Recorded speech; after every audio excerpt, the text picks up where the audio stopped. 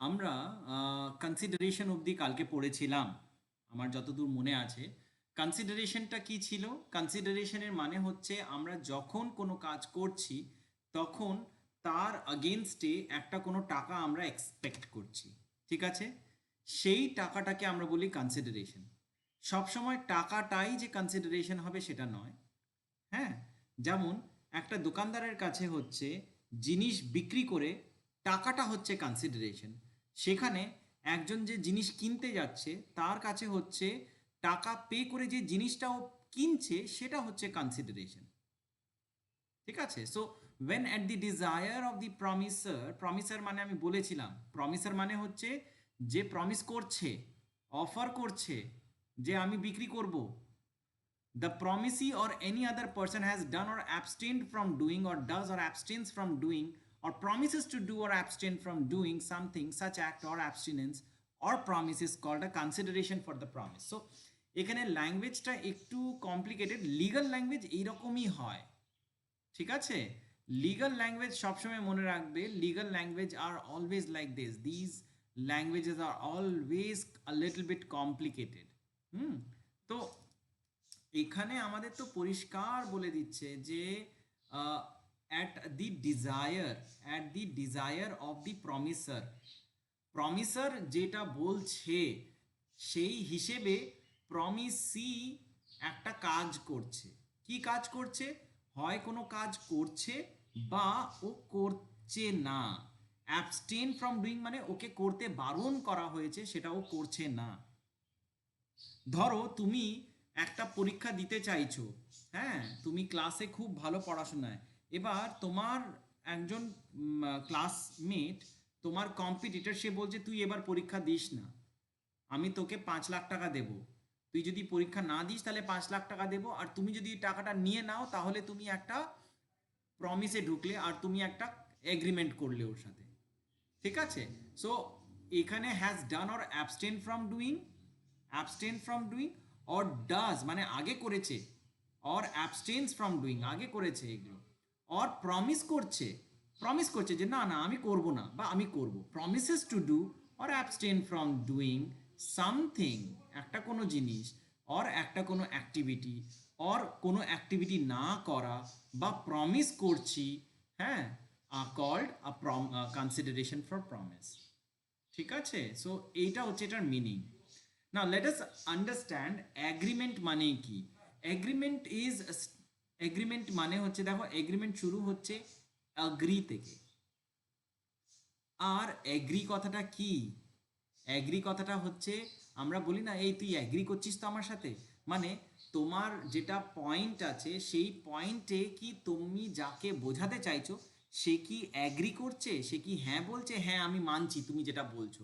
So so agree মানে হচ্ছে আমি মেনে নিলাম। এগ্রিমেন্ট মানে হচ্ছে কাগজে কলমে মেনে নিলাম। ঠিক আছে? So every promise and every set of promises forming the consideration for each other is an agreement. So every promise, যখন একটা দোকানদার প্রমিস করছে একটা বায়ারকে যে আমি তোমাকে জিনিস বিক্রি করছি, তো আমি তোমাকে 1 কিলোর দাম দিচ্ছেন আপনি, আমি আপনাকে 1 কিলোই জিনিস দেব, আমি আপনাকে 750 গ্রামের জিনিস দেব না। ঠিক আছে? সো এটা হচ্ছে agreement from the point of view of seller. বায়ারের জন্য হচ্ছে যে আমি আপনাকে টাকা দিচ্ছি, আমি 1 কিলোই পাবো তো জিনিস, তাহলে ওই 1 কিলো জিনিস যেটা ও পাবে একটা বায়ার, তার জন্য হচ্ছে সেটা অ্যাগ্রিমেন্ট। তো কনসিডারেশন আর এগ্রিমেন্টটা হচ্ছে খুব মানে আশেপাশে আছে। তাহলে দেখো এখানে কি বলছে, every promise and every set of promises forming the consideration for each other is an agreement. মানে আমরা যে কোনো কাজ করি একটা এক্সপেকটেশনে। ঠিক আছে? একটা এক্সপেকটেশনে, যদি ওই এক্সপেকটেশনটা আমি উতরাতে পারছি তাহলে ওটা এগ্রিমেন্ট বলা হচ্ছে। ঠিক আছে? Now let us understand what is reciprocal promises. Reciprocal প্রমিসেসটা একদম ওই সেম জিনিস যেটা আমি এতক্ষণ ধরে বোঝাচ্ছি। রেসিপ্রোকাল প্রমিস মানে হচ্ছে যখন একটা সেলার জিনিস বিক্রি করছে, তো ও তো প্রমিস করছে না যে আমি আপনাকে 1 কেজির দামে 1 কেজি জিনিস দেব। সেরকমভাবেই একটা বায়ার বলছে যে আপনি 1 কেজি দিলে আমি আপনাকে 50 টাকা দেবো। So these are called reciprocal promises. যদি আপনি এক কিলো জিনিস দেন, তাহলে আমি প্রমিস করছি আমি আপনাকে 1 কেজির দাম 50 টাকা আমি আপনাকে দেব, ঠিক আছে? And buyer from the point of seller, যে আপনি আপনি আমাকে 50 টাকা দিলে আমি প্রমিস করছি আপনাকে আমি 1 কিলো জিনিস দেবো। সো এটাকে আমরা বলছি রেসিপ্রোকাল প্রমিসেস, যে একের ওপর আরেকজন প্রমিস করছে একটাই জিনিসের উপরে। So promises which form the consideration or part of the consideration for each other are called reciprocal promises.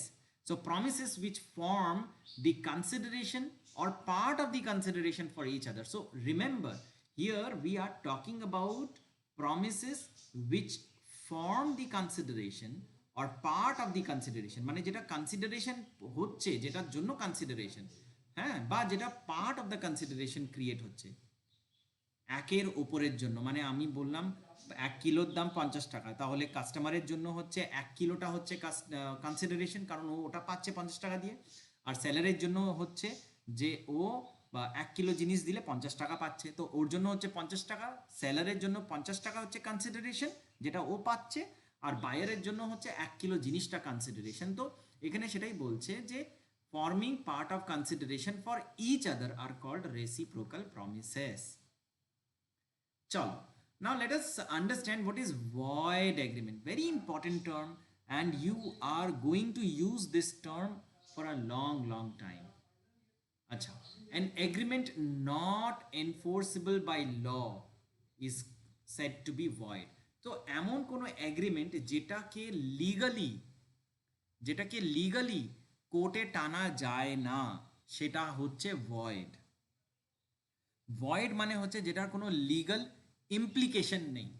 Legal implication নেই তার মানে হচ্ছে যে when you are entered into a contract which does not have any legal importance, which does not have any legal existence, are called void agreements, or are মানে এমন একটা agreement যেটা legally কোনো ভ্যালিউ নেই। একটা এক্সাম্পল আমি দিচ্ছি, আমার মা আমাকে বছরের পর বছর খাইয়েছে খাবার, বছরের পর বছর। আমি প্রত্যেক দিন সকালে উঠে এক্সপেক্ট করি মার সাথে আমার একটা এগ্রিমেন্ট করা আছে যে আমাকে মা ব্রেকফাস্ট দেবে, তারপরে আমাকে দুপুরের খাবার বানিয়ে দেবে, তারপরে আমাকে বিকেলে চা বানিয়ে দেবে, তারপরে আমাকে বিকেলে কিছু একটা খাবার দেবে, তারপরে রাতেও ডিনার দেবে। একদিন মা বলল এরপর আমি আর তোমাকে এই খাবারগুলো বানিয়ে দেবো না, তুমি নিজেরটা নিজে জোগাড় করে নাও। আমি আমার মাকে কি কোর্টে নিয়ে যেতে পারি যে মা আমার তোমার সাথে একটা অ্যাগ্রিমেন্ট ছিল যে তুমি আমাকে সব রকমের খাবার দাবার দেবে, তুমি আমাকে দিলে না, তাই আমি তোমাকে কোর্টে নিয়ে যাচ্ছি? তখন কোর্ট বলবে যে এটা তো ভয়েড এগ্রিমেন্ট, এটার কোনো রকম ভাবে লিগাল ইম্পর্টেন্সই নেই, এটা এতদিন ধরে মা করেছেন out of love and affection, এটার কোনো কনসিডারেশনই তো নেই। মা যে এতদিন ধরে তোমাকে সার্ভিস দিয়েছে, মা কি তোমার থেকে টাকা নিয়েছে? তুমি তো বাবার রেস্টুরেন্টে আরামে খাচ্ছ, মা তোমার ওয়েটার আর বাবা তোমার রেস্টুরেন্টের মালিক যে তোমার থেকে টাকা নেয় না। মা হচ্ছে ওয়েটার কাম কুক, মা কুকিংও করছে, আবার মা আমাকে সার্ভও করে দিচ্ছে। তো এই জিনিসগুলোকে কোনোদিনও আমি কোর্টে নিয়ে যেতে পারি না। যদি কোর্টে নিয়ে যাই তাহলে আমার উপরে হাসাহাসি হবে, আর আমার কোনো রকমই ইম্পর্টেন্স থাকবে না আমার এই লিগাল এগ্রিমেন্টটার, কারণ ওটা লিগালি না। ঠিক আছে? আচ্ছা, ভয়েড অ্যান্ড ইললিগালের মধ্যে তফাৎ আছে। ভয়েড মানে হচ্ছে যেটাকে আমি কোর্টে নিয়ে যেতে পারি না, ইললিগাল মানে হচ্ছে যেটা আমাকে বারণ করা হয়েছে। For example, smuggling is an illegal activity. So when anyone is in getting into smuggling activity, তাহলে ওর জেল হয়ে যেতে পারে, কারণ কি ওটা একটা illegal activity. So any illegal activity when conducted, there is a chance, or there is not a chance, actually there is 100% possibility that the person who is conducting that illegal activity will be prosecuted. Okay prosecute করা হবে, ওকে জেলে ভরে দেওয়া হবে, ওর আগেনস্টে case লড়া হবে যে ও একটা ইললিগাল অ্যাক্টিভিটি করেছে, ও ক্রিমিনাল আছে। কিন্তু ভয়েড হচ্ছে ক্রিমিনাল নয়, ভয়েড হচ্ছে এটা লিগাল, এটাকে আমরা কোর্টে নিয়ে যেতে পারি না, এটার কোনো লিগাল ইম্পর্টেন্স নেই। ঠিক আছে? আমি ধরো আমার বাইকটাকে একটা বাড়ির সামনে একটা মেকানিক আছে, তাকে দিয়ে আমি সারালাম, এবার ও আমার বাইকটা সারিয়ে দিল, আমার থেকে 500 টাকা নিল, এরপর আমি মানে 20 কিলোমিটার চালালাম, তারপর দেখছি আবার সেই এক প্রবলেম। আমি আমি ওকে বললাম কি তোকে আমি কোর্টে টেনে নিয়ে যাবো, তুই আমার 500 টাকা দিয়ে ঝেড়ে দিলি আর আমার জন্য আমার এই বাইকটা ঠিক করে দিলি না, so I will drag you to the court of law. কোর্টে নিয়ে যাওয়ার পর উকিল প্রথমে জিজ্ঞেস করলো আপনার সাথে কি ওর কোনো লিখিত এগ্রিমেন্ট আছে? না, নেই। তাহলে তো এটা ভয়েড এগ্রিমেন্ট। মৌখিক এগ্রিমেন্ট হয় না, মুখোমুখি হয় না, কথা বললেই যে তুমি এগ্রিমেন্ট করছো, দ্যাট ইজ নট পসিবল। ঠিক আছে, সো ওইগুলোকে আমরা বলছি ভয়েড এগ্রিমেন্ট। এরপরে আসছি আমরা কন্ট্রাক্টে। কন্ট্রাক্টে বলছে an agreement enforceable by law. ঠিক আছে, এগ্রিমেন্ট যেটাকে আমরা এনফোর্স করতে পারি লিগালি, লতে। এনফোর্স মানে ফোর্স দিতে পারি। মানে যদি আমি তোমার সাথে একটা লিগাল এগ্রিমেন্ট করেছি যে আমি তোমাদের কে সাপোজ হিমালয়ান মাউন্টেন্সের ট্যুর করাবো, একদম পুরো লিখিতভাবে এগ্রিমেন্ট করা আছে, আমাদের কন্ট্রাক্ট আছে, আমার একটা ট্রাভেল এজেন্সি আছে, আমি তোমাকে কাগজে কলমে লিখে দিয়েছি, আমি কাগজে কলমে তোমাদেরকে বিল দিয়েছি, এত টাকা নিয়েছি, আমি পুরো আইটিনারি বানিয়ে দিয়েছি যে এই অমুক অমুক দিনে আমরা অমুক অমুক জায়গায় যাব, আর এই সব আমরা করেছি। পরের দিকে দেখা গেল যে আমার যেই ডেটে তোমাদেরকে নিয়ে যাওয়ার কথা সেই দিনে আমি তোমাদেরকে নিয়ে গেলাম না, আমি তোমাদের থেকে টাকা নিয়েছি, তো তোমরা কি করলে? তোমরা কোর্টে গেলে। কোর্টে গিয়ে আমাকে পানিশ করা হলো, আমাকে ফাইন করা হলো, প্লাস বলা হলো যাদের যা টাকা আছে সেটা রিফান্ড করে দিতে ইমিডিয়েটলি, প্লাস আমাকে কোর্টকে ফাইনও পেমেন্ট করতে হলো। তার মানে কি বোঝাতে পারলাম? যে এখানে সিচুয়েশনটা হচ্ছে যে এটা লিগাল, এটা লফুল এগ্রিমেন্ট, আমাকে কোর্টে টানা হয়েছে আর আমাকে কোর্টে চ্যালেঞ্জ করা হলো যে why I did not performed my obligation, my duties. So if I have not performed my activity which I supposed to, in that case I will be dragged to the court of law and I will be legally challenged, I will be legally prosecuted. ঠিক আছে, so an agreement enforceable by law, enforce মানে force করা হবে। ঠিক আছে, so force force দিতে পারি আমি। ফোর্স কিসের জন্য দিতে পারি? অ্যাপ্লাই করার জন্য। কিসের অ্যাপ্লাই? কিসের অ্যাপ্লাই? অব্লিগেশনের। অব্লিগেশন মানে, অব্লিগেশন মানে কি? অব্লিগেশন মানে হচ্ছে যে আমি বলেছি তোমাকে কাজটা করতে, তুমি কাজটা করছো না, তাহলে আমি কোর্টে চলে যাব, আমি তোমার উপরে জোর খাটাবো। কিসের জোর খাটাবো? লয়ের জোর খাটাবো, কোর্টের জোর খাটাবো। তুমি কাজটা করে দেবে না, আমি আমার উকিল তোমাকে কাজ করাবে, আমাদের জাজ তোমাকে কাজ করাবে। তো agreement which is enforceable by law is a contract. Now let us come to voidable contract. Voidable contract মানে হচ্ছে, দেখো void agreement মানে হচ্ছে which does not have any legal effect or which are not enforceable by law.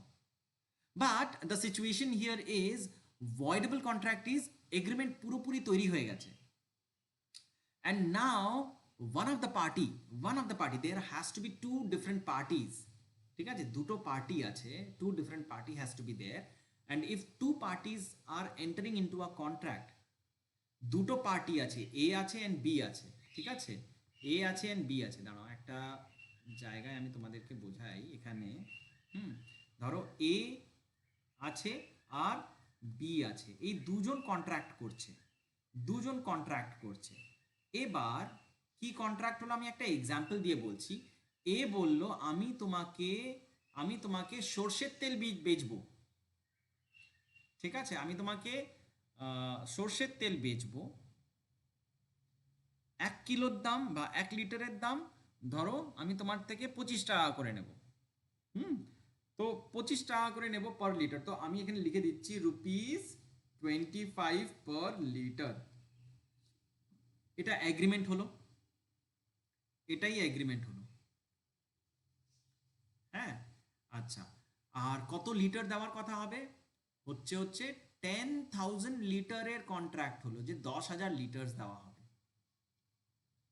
ঠিক আছে, এটা হচ্ছে agreement হলো, 25 টাকা লিটারে আমি 10,000 লিটার আপনাকে সাপ্লাই করব। এটা হচ্ছে আমাদের কন্ট্রাক্ট, 2.5 লাখ টাকার কন্ট্রাক্ট। এবার কি হলো, যেই দিন কন্ট্রাক্ট পারফর্ম করার কথা সেই দিন সেই দিনে কি হলো, এ বলল কি সাহেব আমার কাছে কিন্তু 10,000 লিটার নেই, আমি আপনাকে 5,000 লিটার এখন দিতে পারি, একই রেটে দিয়ে দেবো আপনাকে, কোনো অসুবিধা নেই, আপনাকে 25 টাকার লিটারেই দিয়ে দেবো, কিন্তু আমাদের যা এগ্রিমেন্ট হয়েছিল 10,000 লিটারের, সেইটা আমি আপনাকে দিতে পারছি না, আমি আপনাকে এখন 5,000 লিটার দেব। তো এখানে দেখো বি, বি তো হচ্ছে বায়ার, বি তো হচ্ছে কিনছে জিনিস, বায়ার, তাই তো। এবার বি এর কাছে চয়েস আছে, বি করতে পারে কি যে বি পুরো কন্ট্রাক্টটাকে ক্যান্সেল করে দিতে পারে, যে না না আমি আপনার সাথে এগোবো না, আমার 10,000 লিটার দরকার আছে, আমার 10,000 লিটার লাগবে, আপনি আপনাকে আমাকে 5,000 লিটার দিলে চলবে না, আমার 10,000 লিটারই লাগবে। তো বি এর কাছে অপশন আছে যে বি কন্ট্রাক্টটাকে ক্যান্সেল করে দিতে পারে, বা বি এই 5,000 লিটারটাকে অ্যাকসেপ্ট করে নিতে পারে, যে ঠিক আছে আপনি এখন দিয়ে দিন, আমার পরেরটা পরে দেখে নেব। আর এরকম ভাবেই তো কাজ হয়। তো এখানে এটাকে আমরা বলছি ভয়েডেবল কন্ট্রাক্ট। ভয়েডেবল কন্ট্রাক্ট মানে কি, যে অ্যাগ্রিভড পার্টি, অ্যাগ্রিভড পার্টি মানে একে আমরা বলছি, একে আমরা বলছি অ্যাগ্রিভড পার্টি, ঠিক আছে। অ্যাগ্রিভড পার্টি মানে যার কমপ্লেন্ট আছে, যে কমপ্লেন্ট করছে যে না না আমার অসুবিধে আছে, যার অসুবিধে হচ্ছে, যদি অ্যাগ্রিভড পার্টি বলে যে না এই কন্ট্রাক্টে এই রকম চেঞ্জ আমি হতে দেব না, আমাকে আপনি আমার কন্ট্রাক্টটা ক্যান্সেল করুন, যা অ্যাডভান্স টাকা আমার থেকে নিয়েছেন সেটা আমাকে ফেরত করুন। তো অ্যাগ্রিভড পার্টি যদি বলে তাহলে আমরা এটাকে ক্যান্সেল করে দিতে পারি, আর যদিও কিছু না বলে তাহলে ঠিক আছে, যেটা যেরকম কন্ট্রাক্ট ছিল সেরকম ভাবেই আমরা এগোবো।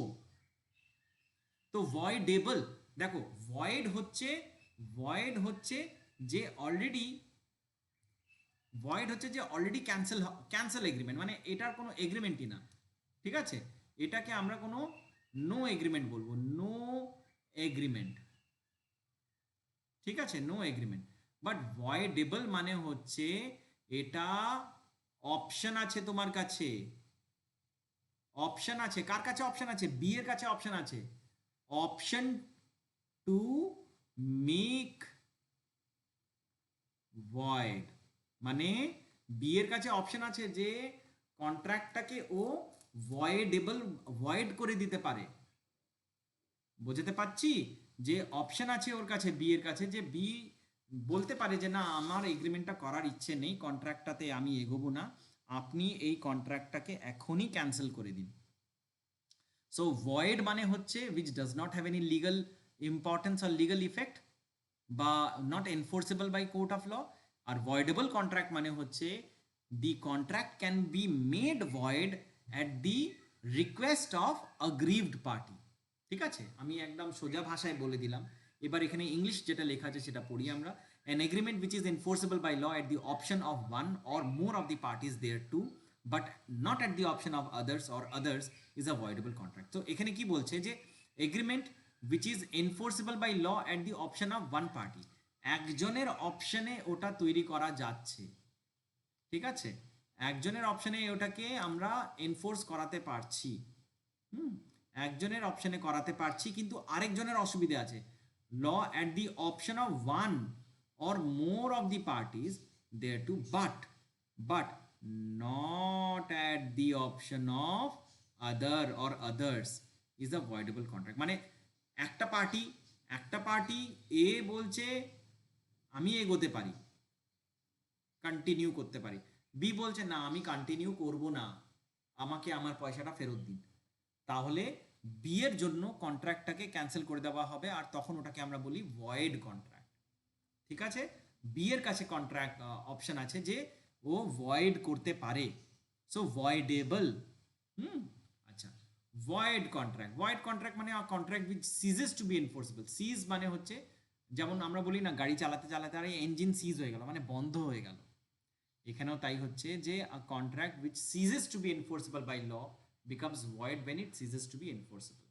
তো এখানে বলছে ভয়েড কন্ট্রাক্ট সেটাকে বলা হয় যখন কন্ট্রাক্টটা সিজ হয়ে যায়, ওকে আর এনফোর্স করানো যায় না, ঠিক আছে, বাই ল, ঠিক আছে, becomes void when it ceases to be enforceable, দুবার করে লিখেছে একই জিনিস, ঠিক আছে। a contract which ceases to be enforceable by law becomes void when it ceases to be enforceable।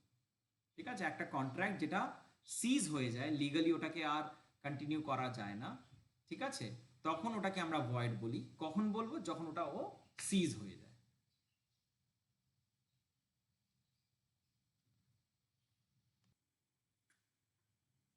So এখানে দেখো কি আছে, এগ্রিমেন্ট একটা ইকুয়েশন বানানো আছে, agreement equal proposal or offer plus acceptance. ঠিক আছে, প্রপোজাল অর অ্যাকসেপ্টেন্স, প্রপোজাল করলাম বা অফার করা হলো, আর ওটাকে যখন অ্যাকসেপ্ট করা হয়, এই দুটো যখন কন্টিনিউ মানে ইকুয়েশনটা যখন কমপ্লিট হয়, তখন ওটাকে আমরা বলি এগ্রিমেন্ট। তাহলে এগ্রিমেন্ট হতে গেলে there has to be there has to be a proposal made and there has to be an acceptance.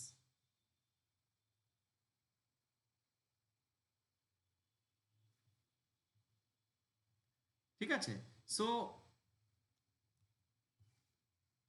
আমরা এখানে আসি, একটুখানি দেখি।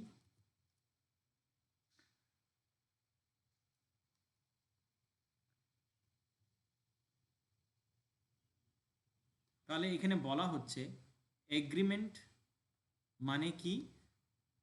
অফার প্লাস অ্যাকসেপ্টেন্স, একদম সোজা জিনিস। There is no complication whatsoever in this, there is no complication. So আমরা বড় বড় মলে, ঠিক আছে, একটা সেলার, অনেক রকম সেলার আছে, সেলার অফার করছে, সেলার অফার করছে, কি অফার করছে? 50% অফ, ঠিক আছে, আবার লিখে দিচ্ছে ছোট্ট করে কন্ডিশনস অ্যাপ্লাই। ঠিক আছে, কন্ডিশনস অ্যাপ্লাই, কি কন্ডিশন অ্যাপ্লাই? বলছে 50% অফ প্রোভাইডেড, কন্ডিশন কি আছে? যে মিনিমাম মিনিমাম পারচেজ করতে হবে 5000 রুপিজের, 5000 টাকার জিনিস কিনতে হবে, তবে গিয়ে 50% ডিসকাউন্ট পাওয়া যাবে। ঠিক আছে, 5000 টাকার জিনিস কিনলে তবে আমি 50% ডিসকাউন্ট পাবো, না হলে পাবো না। তো আমি যদি সেলারের কাছে গিয়ে আমি যদি 5000 টাকার জিনিস কিনে নিই, যে হ্যাঁ আমি এই এই অফারটা নিতে চাইছি, তাহলে আমি অ্যাকসেপ্ট করলাম, আমি অ্যাকসেপ্ট করলাম। তো তো অফারটা দু রকমের হয়, একটা হচ্ছে স্পেসিফিক অফার, একটা পাবলিক অফার। পাবলিককে যখন করা হচ্ছে, যখন এমনি মলে আমরা দেখি, শপিং মলসগুলোতে অফারটা সবাইকে করা হয়, কোনো স্পেসিফিক কাউকে করা হচ্ছে না। ঠিক আছে, তো যারা যারা মালপত্র কিনছে ওই অফারের হিসেবে, তাদেরকে আমরা বলি অফার অ্যাকসেপ্ট করেছে। স্পেসিফিক অফার বা এমনি করা হচ্ছে যে কোনো একজনকে অফার করা হচ্ছে। তো এ offered B to sell is computer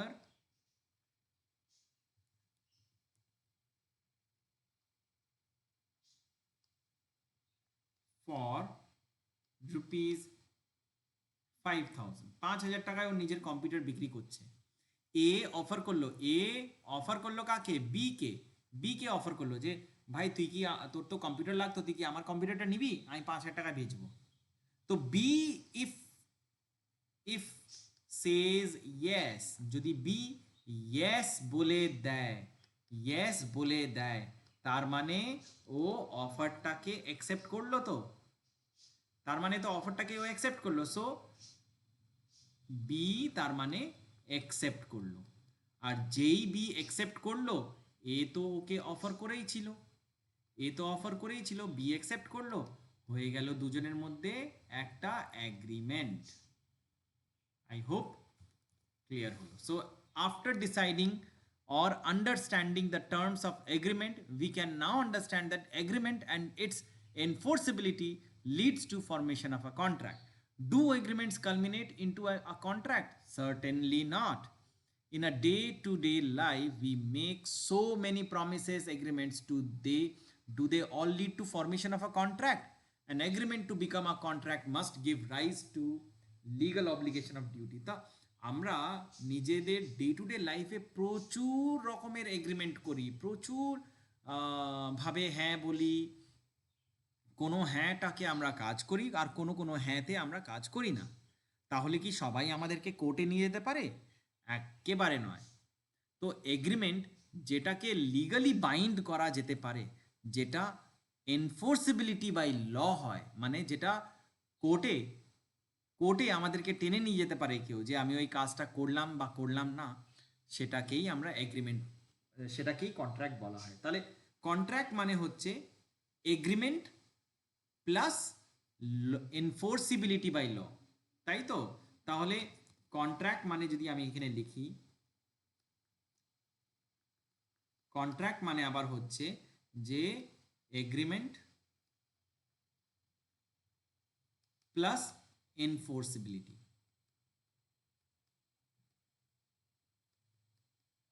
ঠিক আছে? সো খালি এগ্রিমেন্ট হলেই যে কন্ট্রাক্ট হয়ে যাবে তা নয়, ওটাকে এনফোর্সিবিলিটি বাই ল হতে হবে, মানে লিগালি আমার উপরে ফোর্স করা যেতে পারে যে এই কাজটা তো করতেই হবে, there is no choice, you have to perform this work. ঠিক আছে? আচ্ছা, এবার এগোই। তাহলে অফার, অ্যাকসেপ্টেন্স, এনফোর্সিবিলিটি, এই তিনটে জিনিস মাথায় একেবারে গেঁথে নাও। তিনটে জিনিস মাথায় গেঁথে নিতে হবে, যে এনফোর্সিবিলিটি, এগ্রিমেন্ট অ্যান্ড মানে offer acceptance and enforceability by law, at law, এই তিনটেকে যদি আমি জুড়ে দিই, অফার আর অ্যাকসেপ্টেন্স মানে হচ্ছে এগ্রিমেন্ট, এই দুটো হচ্ছে একটা পার্ট, তাই তো? আবার এই তিনটে হচ্ছে একটা পার্ট। এই দুটোকে জুড়লে কি হচ্ছে? এই দুটোকে জুড়লে আমি পাচ্ছি হচ্ছে এগ্রিমেন্ট। আবার এগ্রিমেন্ট আর এনফোর্সিবিলিটি বাই লকে, অ্যাট লকে আমি যদি প্লাস করি তাহলে আমি পাচ্ছি কন্ট্রাক্ট। ঠিক আছে? আচ্ছা,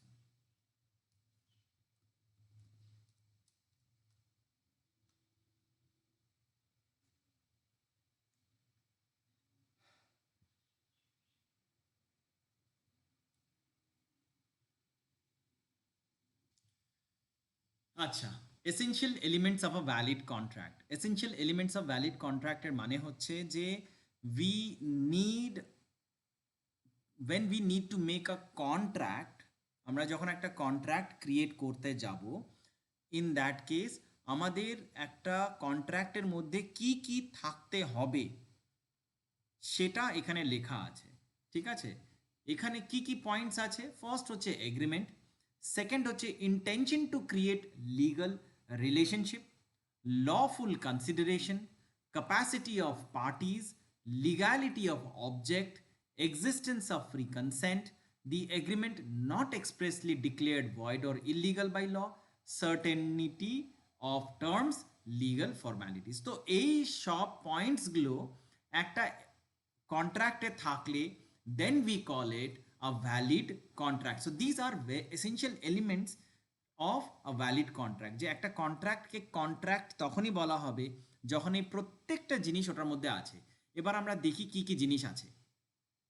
ফার্স্ট হচ্ছে agreement. In order to constitute a contract there must be an agreement in first place. An agreement in turn is composed of two elements, offer and acceptance. Thus, there must be at least two parties, one making the offer and another accepting it. The terms of offer must be definite and the acceptance must be absolute and unconditional.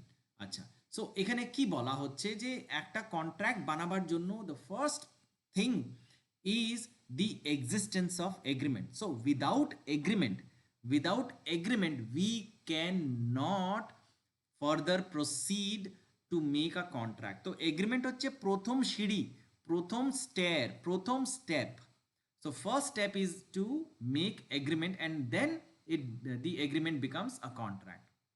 So এগ্রিমেন্টে বলা হচ্ছে there must be at least two parties, দুটো পার্টিকে তো থাকতেই হবে, একজন বা দু থেকে বেশি থাকতে পারে কিন্তু দুই থেকে কম হতে পারে না।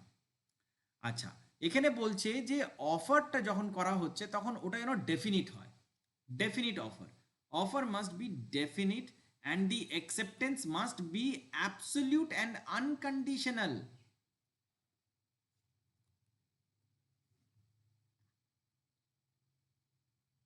When we call definite offer, and when we call acceptance should be absolute and unconditional. তার মানে কি হচ্ছে, আচ্ছা, অফার ডেফিনিট থাকতে হবে, ঠিক আছে? তার মানে কি, স্পেসিফিক থাকতে হবে। when an offer is made, that offer should be specific. What offer are you talking about?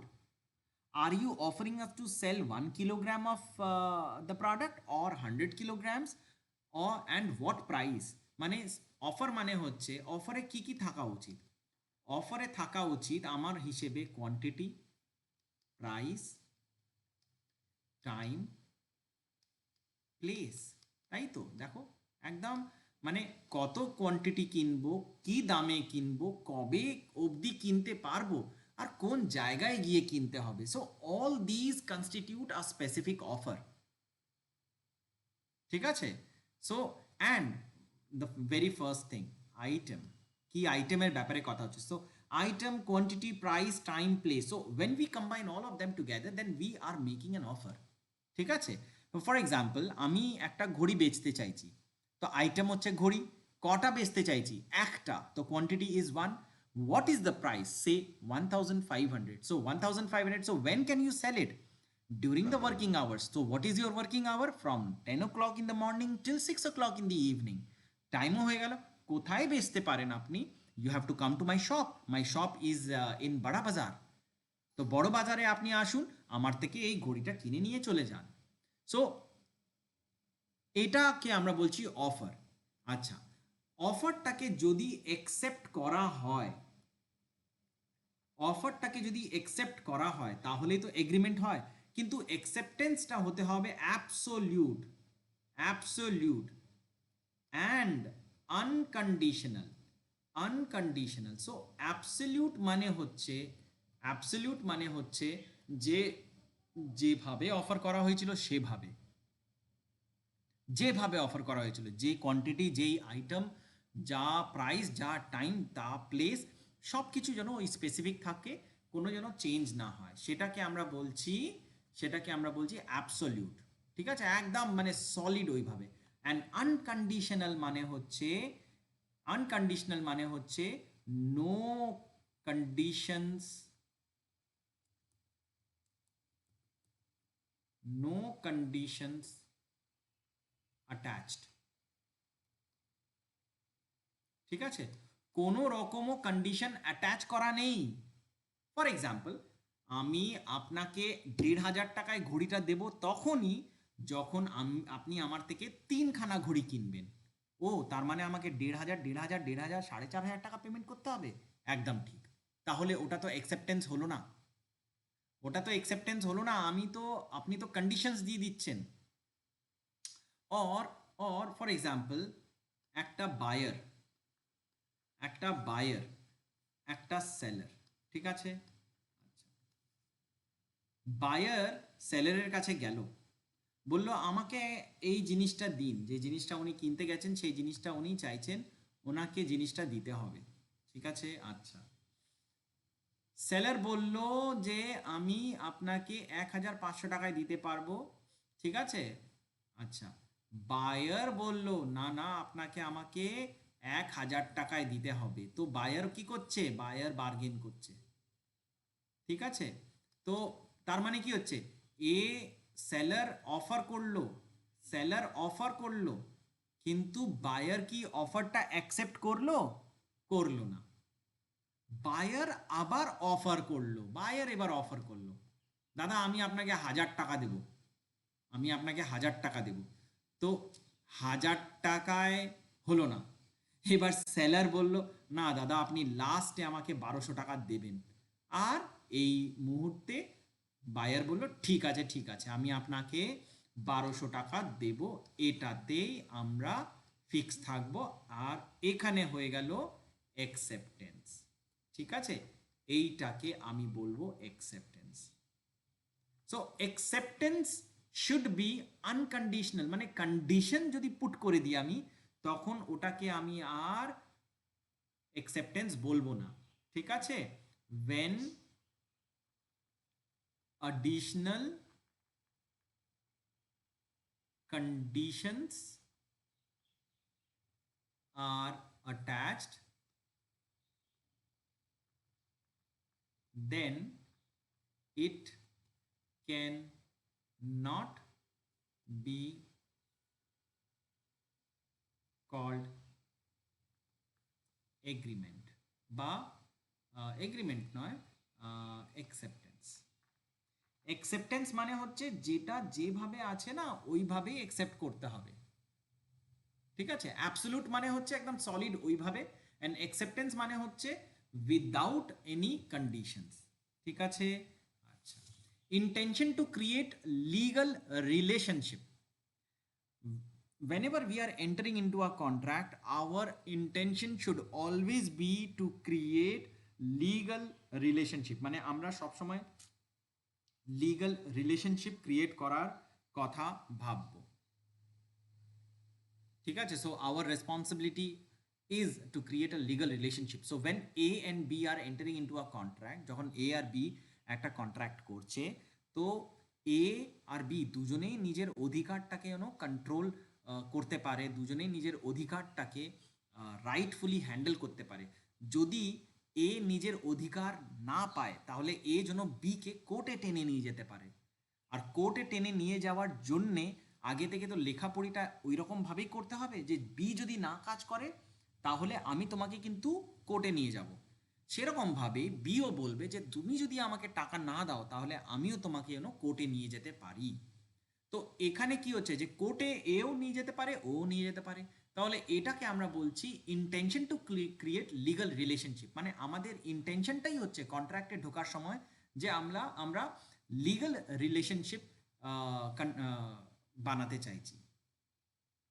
Lawful consideration, আচ্ছা এই টার্মসগুলোকে একটু ভালো করে তোমরা দেখো, ভালো করে তোমরা এক্সাম্পলগুলো রিড করবে, ঠিক আছে। If you do not understand any of the examples ask me, I will explain them fully. আমি এক্সাম্পলসগুলো তোমাদেরকে এখন বলবো না, because examples has to be understood in your own, নিজে থেকে বুঝতে হবে, নিজে থেকে দেখতে হবে। কনসেপ্ট কি আছে সেটা আমি তোমাকে বলে দিলাম। Intention to create legal relationship মানে আমি লতে রিলেশনশিপ ক্রিয়েট করতে চাইছি, একজন হাজব্যান্ড অ্যান্ড ওয়াইফ, এটা একটা রিলেশনশিপ, ওটা লিগাল রিলেশনশিপ কি নয় কি করে বুঝবো? ম্যারেজ সার্টিফিকেট আছে তার মানে ওটা লিগাল রিলেশনশিপ, ম্যারেজ সার্টিফিকেট নেই তার মানে ওটা not a legal relationship. Similarly একটা বায়ার আর সেলারের মধ্যে যদি সেলার ওকে একটা বিল দেয় তাহলে ওটা একটা legal relationship. On the basis of that bill, on the basis of that invoice, on the basis of that receipt, I can drag that person to the court of law. Understood? Now, lawful consideration. So, agreement must be supported by a lawful consideration. Consideration means something in return. Something in return may be an act or abstinence, but it must be real and lawful. তো এখানে বলছে যে agreement যখনও আমরা করছি it should be supported, it should be always supported by a lawful consideration, মানে যখনও agreement তৈরি করা হচ্ছে ওটা যেন সাপোর্ট করে একটা কনসিডারেশন, মানে এটার আগেনস্টে যেন কিছু পাওয়া যাচ্ছে, তাহলেই তো ওটাকে কন্ট্রাক্ট আমি বলবো, ঠিক আছে। সো আমি যদি কোনো জিনিস বিক্রি করছি তাহলে তার আগেনস্টে যেন আমি টাকা পাই, আর যে জিনিসটা কিনছে সে কি বলবে আমি তো টাকাটা দিচ্ছি, আমি কিন্তু জিনিসটা যেন পাই। So when a buyer is buying anything, so consideration for the buyer is the product, মানে একজন যে কিনতে যাচ্ছে জিনিস তার জন্য কনসিডারেশন মানে হচ্ছে যে জিনিসটাও কিনেছে যেটা ও পাচ্ছে, আবার থেকে বোঝালাম। আর সেলার যে বিক্রি করছে তার জন্য কনসিডারেশনটা হচ্ছে জিনিস দিয়ে ও যে টাকাটা পাচ্ছে। তো এটা যেন থাকে, দুজনের পক্ষেই এটা থাকতে হবে, সামথিং ইন রিটার্ন। যদি কনসিডারেশন না হয়, ধরো সব আছে, লিগাল রিলেশনশিপ আছে, এগ্রিমেন্ট আছে, সব আছে, বাকি সব ফিচার্স আছে, কিন্তু কোনো টাকা পয়সা ইনভলভ নেই, তাহলে ওটাকে আমরা লফুল কনসিডারেশন বলতে পারি না, প্লাস ওটাকে আমরা কন্ট্রাক্টও বলতে পারি না।